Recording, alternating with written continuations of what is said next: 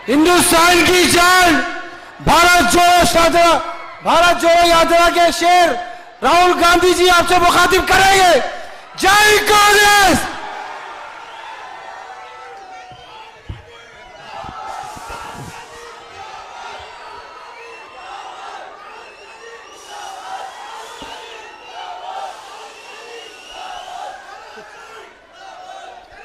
केसी वेणुगोपाल जी, अजहरुद्दीन जी, रशीद खान जी, उस्मान मोहम्मद खान जी, हमारे कैंडिडेट फिरोज खान जी, स्टेज पे कांग्रेस पार्टी के नेता, भाइयों और बहनों, कांग्रेस के हमारे कार्यकर्ता, प्रेस के हमारे मित्रों, आप सबका यहां बहुत बहुत स्वागत, नमस्कार। आप यहां मेरी बात सुनने आए, इसके लिए मैं बहुत आभारी हूं। देखिए, आपने बिल्कुल सही बात बोली। राजनीति में भारत जोड़ो यात्रा से पहले मोहब्बत शब्द का प्रयोग कोई नहीं करता था। सही बात है ना? तो भारत जोड़ो यात्रा का लक्ष्य यही था। ये देश जो है ये नफरत का नहीं है, ये मोहब्बत का देश है। और नरेंद्र मोदी ने, आरएसएस ने, कट्टरपंथियों ने पूरे देश में नफरत फैला दी। तो सबसे पहले बात समझने की यह है कि सबसे पहली लड़ाई नफरत के साथ लड़ाई है। इसीलिए हमने भारत जोड़ो यात्रा में बहुत सुंदर नारा दिया, नफरत के बाजार में मोहब्बत की दुकान खोलनी है। और भारत जोड़ो यात्रा ने हिंदुस्तान की राजनीति को हमेशा के लिए बदल दिया। और पहली बार, जो पहले गांधी जी के समय मोहब्बत एक राजनीतिक शब्द हुआ करता था, उसको फिर से सही जगह दी। राजनीति में मोहब्बत को हम आगे लाए। अब देखिए, मैं नरेंद्र मोदी से लड़ता हूं, उनके दिल में जो नफरत है उससे लड़ता हूं, उनके क्रोध से लड़ता हूं। मेरे ऊपर 24 केस है, ठीक है, 24। एक असम में, गुजरात में, उत्तर प्रदेश में, बिहार में, महाराष्ट्र में, हर जगह मेरा कोई ना कोई केस है। कभी मुझे कोर्ट यहां बुलाता है, कभी वहां बुलाता है, कभी यहां ले जाते हैं। उसके बाद जेल का सेंटेंस हो गया। पहली बार डिफेमेशन के लिए 2 साल की सजा मुझे मिली, ठीक है। उसके बाद मेरी लोकसभा की सदस्यता रद्द कर दी। यह सब आप जानते हो ना।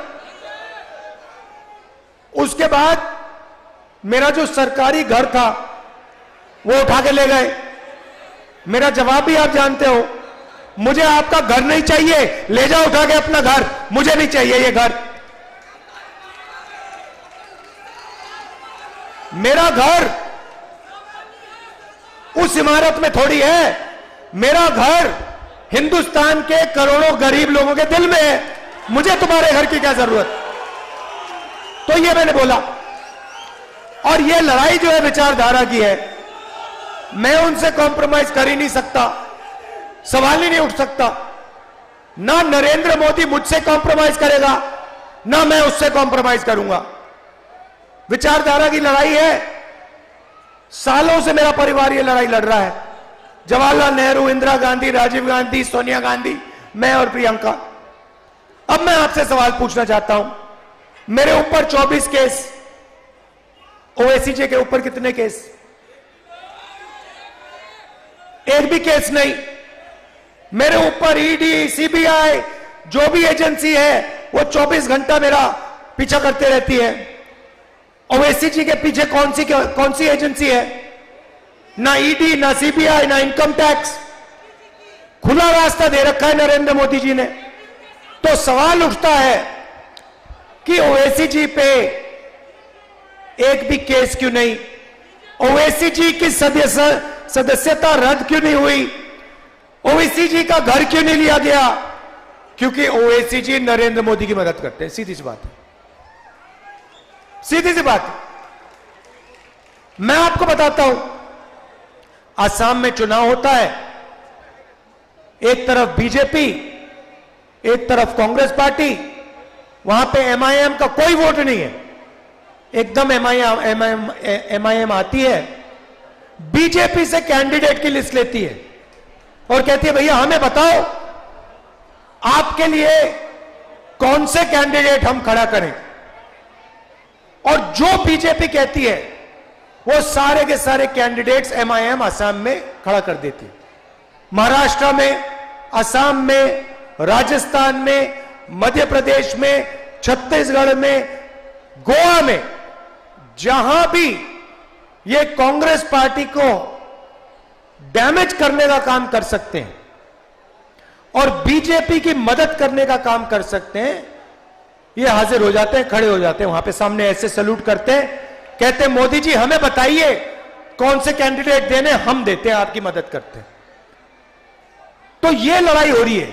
देखिए मेरे दो लक्ष्य हैं। सबसे पहला लक्ष्य, बड़ा लक्ष्य, जो मैंने आपको पहले कह दिया, मोहब्बत का देश है, देश में नफरत को मिटाने का मेरा पहला लक्ष्य। अब वो काम पूरा करने के लिए नरेंद्र मोदी को दिल्ली में हराना होगा। उसके बिना यह काम नहीं किया जा सकता। और अगर हमें नरेंद्र मोदी को दिल्ली में हराना है तो तेलंगाना में केसीआर को पहले हराना होगा। भाइयों और बहनों, ये एक ही टीम है, ये 2-3 टीम नहीं है। यहां पे बीआरएस, बीजेपी और एमआईएम एक तीनों मिलकर काम करते हैं, तीनों मिलकर काम करते हैं। मुझे बता दो आपके चीफ मिनिस्टर पे कौन से केस हैं? सीबीआई है उनके पीछे, ईडी उनके पीछे, इनकम टैक्स डिपार्टमेंट उनके पीछे नहीं।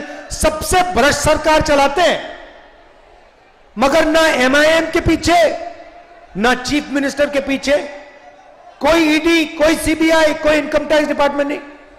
मुझे बताओ चीफ मिनिस्टर का घर छीना इन्होंने, नरेंद्र मोदी ने, उनकी सदस्यता रद्द की, चीफ मिनिस्ट्री से हटाया? नहीं, बिल्कुल नहीं। लोकसभा में जाओ, 24 घंटा बीआरएस के लोग नरेंद्र मोदी की मदद करते हैं। जीएसटी में मदद की, नोटबंदी में मदद की, किसान बिल में मदद की, जमीन अधिग्रहण बिल में मदद की। ड्रामा चल रहा है।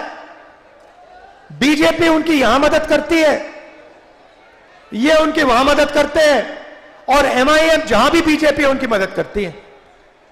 इसीलिए तेलंगाना में कांग्रेस पार्टी को जिताना है, भारी बहुमत से जिताना है, और उसके बाद तेलंगाना के बाद दिल्ली में चुनाव है, दिल्ली में नरेंद्र मोदी को हराना है। ये दो लक्ष्य हैं। अब तेलंगाना में आपके चीफ मिनिस्टर ने दोराला सरकार चला रखी है, हम प्रजाला सरकार चाहते हैं। दोराला सरकार मतलब चुने हुए लोगों को पूरा का पूरा फायदा देना। किसी भी सरकार में 2-3 जगह से पैसा बनता है, 2-3 जगह सबसे ज्यादा भ्रष्टाचार होता है, शराब, जमीन और रेत। तीनों मिनिस्ट्रियां केसीआर ने अपने रिश्तेदारों को दे रखी है। कलेश्वरम प्रोजेक्ट होता है, 1,00,000 करोड़ रुपया तेलंगाना की जनता का चोरी हो जाता है। प्रोजेक्ट को बदल देते हैं, बढ़ा देते हैं पैसा। मैंने अपनी आंखों से जाके प्रोजेक्ट देखा, खंभों पे बड़े बड़े क्रैक आ गए हैं, पूरा का पूरा बराज धंस गया है। इरिगेशन मिनिस्टर कौन? आपके चीफ मिनिस्टर। पैसा किसके जेब में गया? उनके जेब में गया। एक ही काम करते हैं, तेलंगाना की जनता से पैसा लूटते हैं। धारिनी पोर्टल कहते हैं कि कंप्यूटराइजेशन लाएंगे, उसके बहाने करोड़ों लोगों से जमीन छीन ली। 20 लाख लोगों से सीधा उन्होंने जमीन छीन ली। कंप्यूटराइजेशन किया, जो जमीन उनको अच्छी लगी ले गए, अपने मित्रों को, अपने रिश्तेदारों को दे दी। यह है इनकी सरकार। हमसे पूछते हैं कांग्रेस पार्टी ने क्या किया? केसीआर जी, जिस यूनिवर्सिटी में आप पढ़े, जिस कॉलेज में आप पढ़े, वो कांग्रेस पार्टी ने बनाया था। जिन सड़कों पे आप चलते हो, वो कांग्रेस पार्टी ने बनाया। मेट्रो पे तो आप जाते नहीं हो, आप सिर्फ हवाई जहाज पे उड़ते हो, ऑटो में, मेट्रो में जाते नहीं हो। जिस मेट्रो हैदराबाद में मेट्रो किसने बनाई? कांग्रेस पार्टी ने बनाई, हमने बनाई। जिस एयरपोर्ट में आप हवाई जहाज से विदेश जाते हो, वो एयरपोर्ट आपने नहीं बनाया केसीआर जी, वो एयरपोर्ट कांग्रेस पार्टी ने बनाया। और जिस हैदराबाद से आप करोड़ों रुपए चोरी करते हो, उस हैदराबाद को इंटरनेशनल सिटी, दुनिया का सबसे मशहूर आईटी सिटी कांग्रेस पार्टी ने बनाया केसीआर जी। बात समझिए आप। अब आपका टाइम खत्म हो गया यहां पे, अब बाय बाय केसीआर का टाइम आ गया है। कुछ ही दिन में केसीआर जी की यहां पे बाय बाय हो जाएगी। और हमने 6 गारंटी दी है। दोराला सरकार को प्रजाला सरकार में बदलने वाली गारंटी। सबसे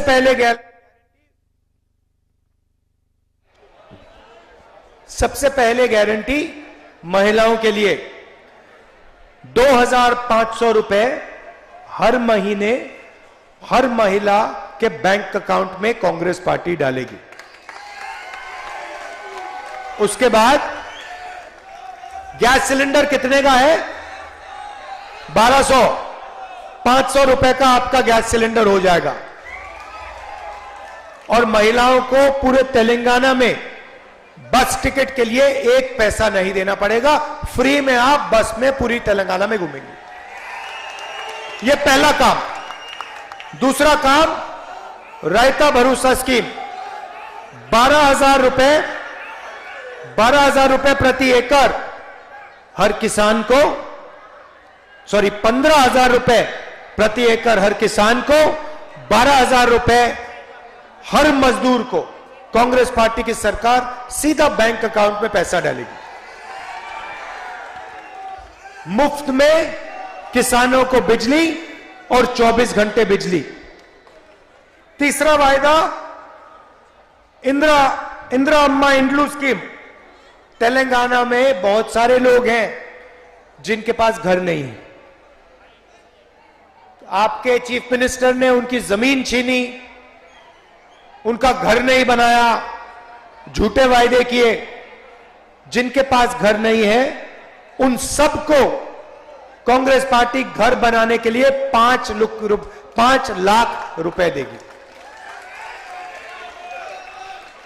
गृह ज्योति स्कीम में 200 यूनिट फ्री बिजली के, 24 घंटा बिजली।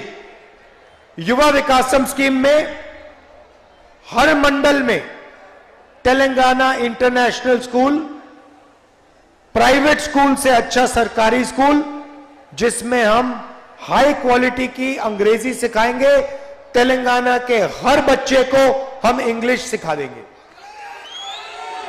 कि आप आईटी सिटी का फायदा आपको भी मिले। ये नहीं कि सिर्फ अदानी जी के बच्चों को आईटी सिटी का फायदा मिले, तेलंगाना के हर युवा को, हर बच्चे को आईटी सिटी का फायदा मिले, अपना बिजनेस चला पाए, फॉरेन टूरिस्ट से बात करे, फॉरेन कंपनीज में काम कर पाए। तो अंग्रेजी एक तरीके की चाबी है जो हम आपके हाथ में डालना चाहते हैं। चेवता स्कीम में 4,000 रुपए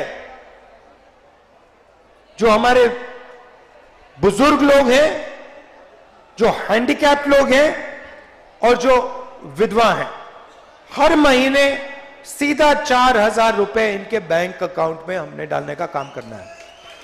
देखिए, जो भी चीफ मिनिस्टर बनेगा, मैं साफ उसको एक बात कह दूंगा। मैंने सिद्धरमैया जी से बात बोली, बघेल जी से बोली, गहलोत जी से, सुक्खू जी से, और वो ही मैं तेलंगाना के चीफ मिनिस्टर से कहूंगा। जितना पैसा केसीआर ने तेलंगाना के गरीब लोगों के जेब से निकाला है, उतना पैसा कांग्रेस पार्टी तेलंगाना के गरीब लोगों के जेब में वापस डालेगी। जितने रुपए उन्होंने चोरी किए, उतने हम उन्हीं लोगों को वापस डालेंगे, उनके जेब में वापस देंगे। भाई और बहनों, एक बात याद रखिए, हमारी लड़ाई नफरत, हिंसा के खिलाफ लड़ाई। नफरत और हिंसा नरेंद्र मोदी और आरएसएस फैला रहे। ये लोग जो हैं, चाहे वो एमआईएम हो, चाहे वो केसीआर हो, ये बीजेपी की मदद करते हैं, देश में नफरत फैलाने लोगों की मदद करते हैं। इसीलिए सबसे पहले इनको यहां से हटाना है। पहले बीजेपी आई थी, आपने देखा होगा, तेलंगाना में छाती फैला के घूम रहे थे, देखा होगा। अमित शाह कह रहे हैं कि हम तेलंगाना को ओबीसी चीफ मिनिस्टर देंगे। अरे भैया, पहले 2% वोट लेके दिखा दो, फिर देखेंगे।